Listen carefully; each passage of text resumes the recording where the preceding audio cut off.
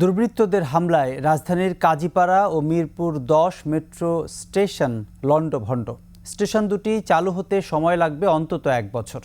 এছাড়া উত্তরা মতিঝিল রুটে মেট্রো চলাচল কবে নাগাদ চালু হবে তা এখনও নিশ্চিত নয়। স্টেশনে হামলার ঘটনায় কাফরুল ও মিরপুর থানায় দুটি মামলা হয়েছে। মানিক শিকদারের রিপোর্ট।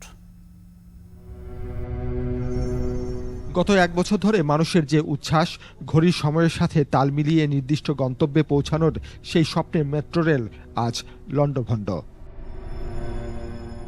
মিরপুর ১০ স্টেশনে ভয়াবহ হামলা ভাঙচুরে ক্ষতিগ্রস্ত হয়েছে civil, electrical, mechanical, telecommunication, automatic fare collection ও টিকিট ভেন্ডিং মেশিন।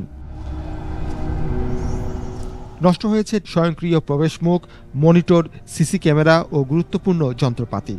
কাজীপাড়া স্টেশনের প্রবেশমুখ থেকে শুরু করে কনকোর্সের বেশিরভাগ স্থান জুড়ে নৃশংসতার চিহ্ন। শুধু ভাঙচুরি নয়, লুটপাট করা হয়েছে কম্পিউটার, গুরুত্বপূর্ণ নথি ও টিকিট সহ নানা কিছু। রোববার বিকেলে ঢাকা ম্যাস ট্রানজিট কোম্পানির ব্যবস্থাপনা পরিচালক দুটি স্টেশন পরিদর্শন করে জানান, মেট্রো রেলে যে ক্ষয়ক্ষতি হয়েছে তা এখনও বিস্তারিত জানা সম্ভব হয়নি। যে civil, electrical, mechanical, signalling, signage system, এই সব ধরনের যারা বিশেষজ্ঞ আছেন এমআরটি লাইনে, তাদেরকে নিয়ে এই কমিটিটা গঠন করা হয়েছে।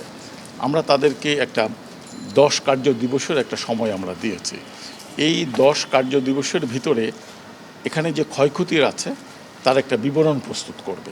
এছাড়া উত্তরা মতিঝিল মেট্রো চলাচল স্বাভাবিক কবে হবে তা এখনও নিশ্চিত নয়। পরিস্থিতি স্বাভাবিক হওয়ার পরে আমরা প্রত্যেকটা জিনিস কিন্তু এটাকে পরীক্ষা করতে হবে, না হলে কিন্তু যারা যাতায়াত করবেন তাদের জীবনের একটা বড় ঝুঁকি থেকে যাবে। যদি একটা সামান্য কাজের জন্য একটা বড় ঝুঁকিতে পড়ে যায় তাহলে আবার এটা একটা অনির্দিষ্টকালের জন্য একটা সম্পদে যাবে। কারফিউ পরবর্তী পরিস্থিতি স্বাভাবিক হলে দ্রুতই মেট্রো রেল চালুর উদ্যোগ নেওয়া হবে। পরিস্থিতি খুবই ভয়াবহ। এই স্টেশন আসলে কবে নাগাদ সংস্কার করে চালু করা যাবে তা এখন স্পষ্ট নয়। তবে মেট্রো রেল কর্তৃপক্ষ বলেছেন অন্ততপক্ষে 1 বছরের বেশি সময় লাগবে এবং যে যন্ত্রাংশ সেটা আনতেও যথেষ্ট সময় লাগবে বলে জানিয়েছে। মানিক শিকদার, 21 টেলিভিশন, ঢাকা।